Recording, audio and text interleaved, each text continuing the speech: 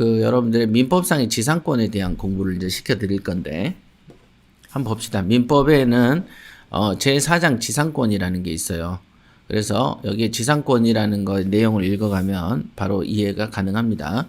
자, 지상권자는 타인의 토지죠. 자기의 토지가 아니에요. 타인의 토지에 건물, 기타 공작물, 수목을 소유하기 위하여 토지를 사용할 권리 이렇게 돼 있죠.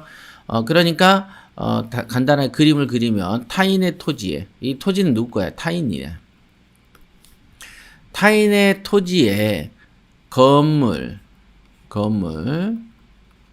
수목, 나무, 그 다음에 공작물은 조금 간단한 이동식 이런 거죠. 자, 공작물, 건물, 수목, 공작물을 소유한다 그랬죠. 소유한다. 그러니까 여기에 있는 건물과 나무와 공작물의 소유자는 전혀 다른 B겠죠. B. 여기서 타인 A라고 한다면. 그죠? 그러니까 남의 땅 빌려서 자기 거를 소유하는 거야. 그러면서 땅 사용료를 주는 거다, 이게. 지료를 주는. 이거를 뭐라 하냐? 지상권이라고 한다. 그럼 이 지상권이라는 것은 말 그대로 지상권이라는 것은 물건이기 때문에 A하고 토지 주인하고 B가 건물 주인이 계약서를 쓰죠. 무슨 계약서를 씁니까? 지상권 설정 계약서를 쓰겠죠.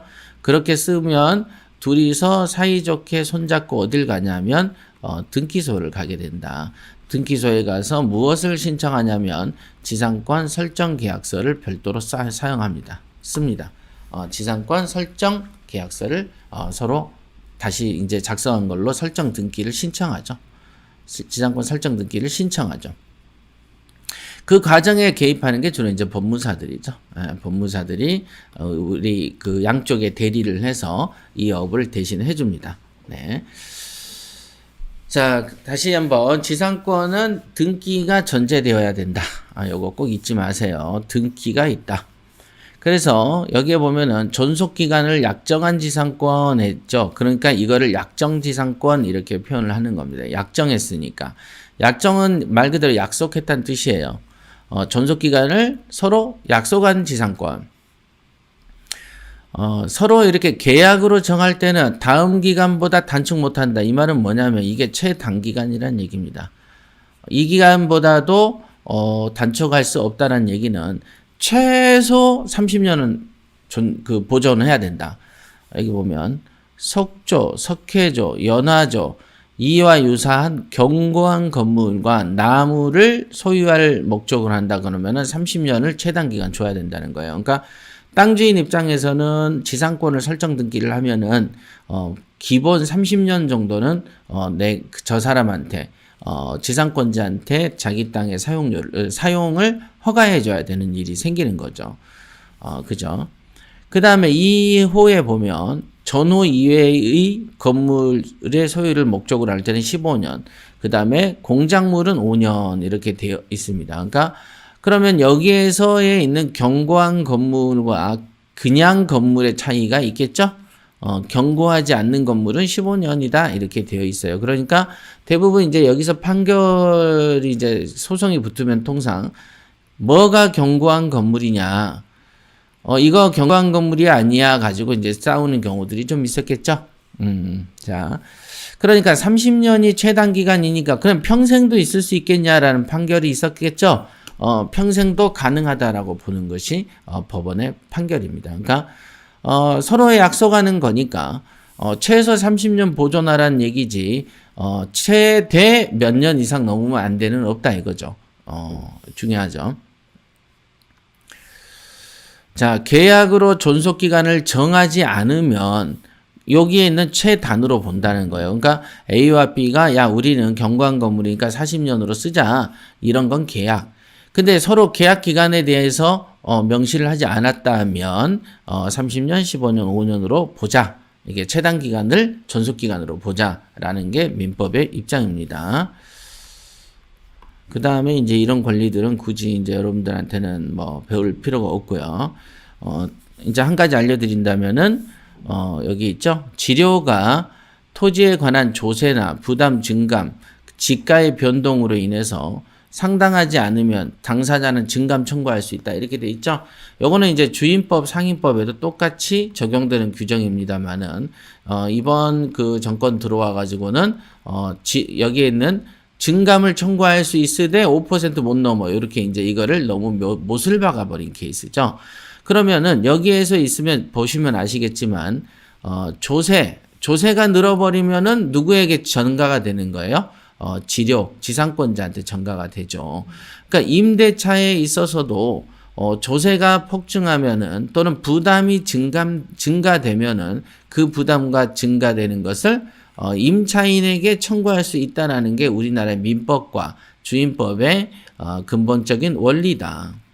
이건 너무 당연하죠. 비용이 높아지면 가격이 높아지는 것이죠.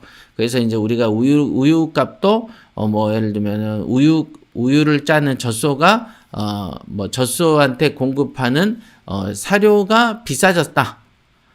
이 사료는 해외에서 배송해 오는데 예를 들면 원유값이 중동 지역에 전쟁이 나서 원유값이 올랐다. 그럼 당연히 사료값이 오르고 그럼 우유값이 오르게 되죠. 그죠? 어쨌든 이건 기업은 이윤을 추구하니까 이윤을 남겨놓고 비용이 증가되면 당연히 가격은 올라가게 되어 있죠. 그러니까 이거는 주택도 똑같습니다. 그러니까 주택에 있어서 조세와 부담이 증가되거나 가격, 지가가 변동되면, 즉 공시가격을 높이고 이걸 기준으로 세금 부담을 높이면 당연히 임대료인 월세의 임대료가 올라가게 되어 있는 것은 너무나 당연한 이치다. 그래서 우리가 통상적으로 우유 가격 같은 경우를 낮추거나 쌀 가격의 폭등을 낮추기 위해서 정부가 이런 비용이죠. 그죠? 세금을 축소한다든가 원유 가격에 대한 비용을 정부가 댐으로써 공급 가격을 낮추는 정책을 펼치죠. 최근에 보면은 쌀값도 엄청나게 올라버렸죠. 16만 원이면 쌀 한 가마니 하던 게 거의 28만 원, 30만 원까지 올라버렸어요. 엄청나게 오른 겁니다. 쌀 같은 경우는 보편적인 어떤 필수제이기 때문에 가격이 이렇게 폭등할 수는 없는 건데, 이렇게 올려버린 거는, 이렇게 올릴 때 서민들의 어떤 부담이 되기 때문에, 이때 올리는 부분을 세금으로 부담을 시키거든요, 통상. 그러나 지금 굉장히 어떤 문제가 잘못되고 있는 게, 주택에 대한 부담을 정부가 올려버리고, 그죠? 주택에 대한 부담 올리니까 월세나 전세 가격이 오를 수밖에 없게 되는 것이죠.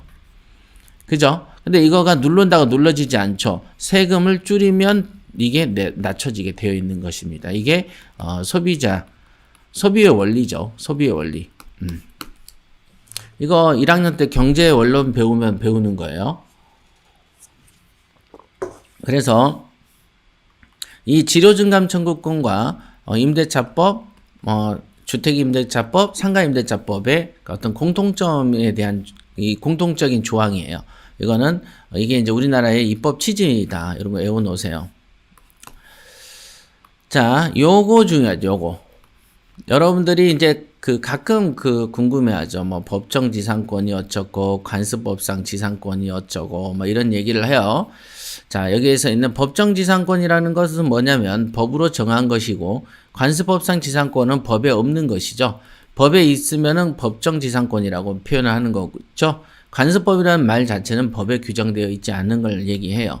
요 두 가지 상황들이 이제 여러분들이 처했을 때, 여러분들이 이제 낙찰을 받았는데 상대방이 법정지상권과 관습법상 지상권을 주장을 하게 되면은 아까 말한 대로 30년 동안 내가 소유권을 행사하지 못한다는 공격당하는 약점이 되는 것이죠.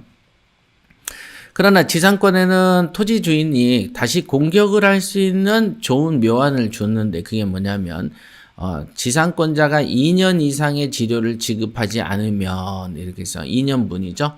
2년분에 대해서 지급하지 않으면은 지상권을 소멸을 청구할 수 있게끔 공격할 수 있는 방법을 제시했다. 그래서 실제로 옛날에 공매 사건에 보면은 파주시청 근처에 있는 그 공매 상가였는데 그걸 제가 옛날에 우리 잡지가 뭐였죠? 우리가 협회가 발행했던 잡지 큐브 큐브 잡지에 제가 사례로도 올려놨던 건데 토지를 낙찰을 받습니다. A라는 회사가. 그 건물은 B는 남의 거야. 근데 이거를 지료 청구를 할 거 아니에요. 근데 이 B의 소유자가 미국인. 미국 국적을 가진 사람이었어. 그러니까 한국 사람인데 미국인이었어요. 미국 국적을 취득한. 그러다 보니까 파주시청, 그 당시 10년 전만 해도 파주시청 주변은 땅값도 좀 싸고, 더 옛날에는 시골 아니었어요. 그죠?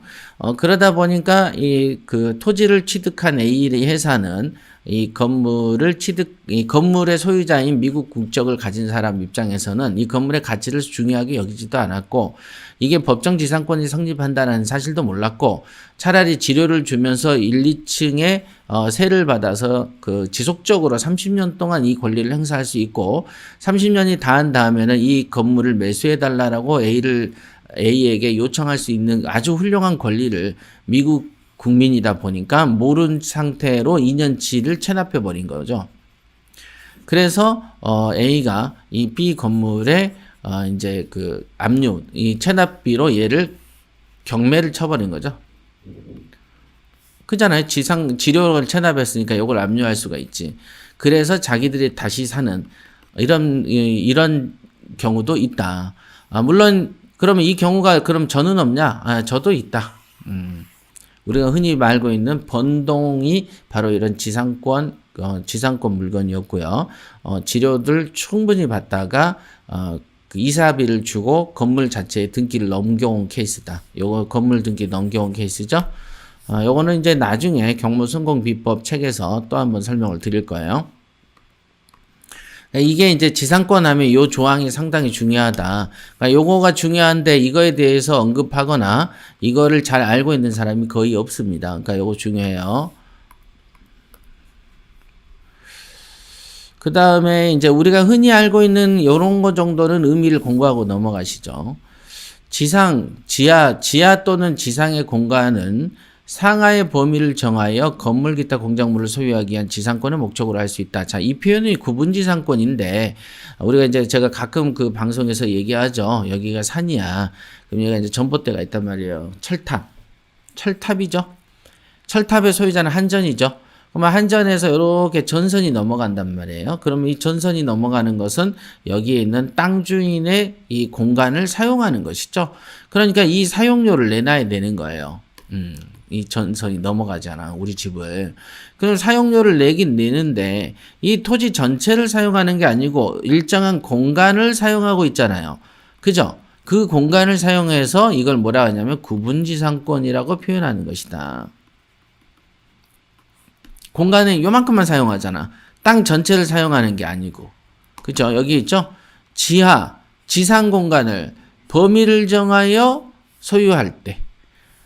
지상이죠, 여기는. 그죠? 그럼 지하는 뭘까? 여기 지하철 지나가잖아. 지하철이 우리 집 그 번지를 통해서 쑥 지나가.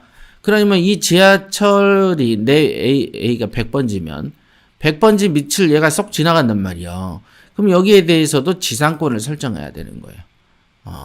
아니면 내 땅 사용료를 내놔라고 소송을 할 판이죠. 자, 이런 것도 지상권이 설정되어 있습니다. 그래서 간혹 보면은 여러분들이 이제 그 지하철 출구 4번 출구 앞에 롯데백화점이 큰 게 있어. 그럼 요 지하철 통로랑 롯데백화점 지층 1층하고 식품 매장하고 연결되어 있는 경우들 많이 보시죠. 잠실 같은 경우도 그런데. 자, 이런 경우에는 이 식품 매장에 이제 만약에 어떤 상가에 경매가 나온다면 그 상가의 경매 등기에 뭐가 적혀 있냐면 지하철에 관한 구분지상권이 설정되어 있다라고 기록이 되어 있다는 것을 가끔 보게 됩니다. 그러니까 지상권이라는 것은 요즘에는 흔히 어떤 개인 간에는 잘 안 생기고 지금처럼 국가와 개인 또는 지하철 공사와 개인 이런 관계에서는 흔히들 발생한다. 왜냐하면 땅은 한정되어 있는데 지상도 사용하고 지하도 사용해야 되잖아요. 그래서 어찌됐든 다른 그러니까 국가나 다른 단체나 이런 사람들이 이런 기관이 내 땅을 사용할 때 그것도 전체가 아닌 부분을 사용할 때 이것을 무슨 지상권이라고 한다? 예, 구분 지상권이라고 한다.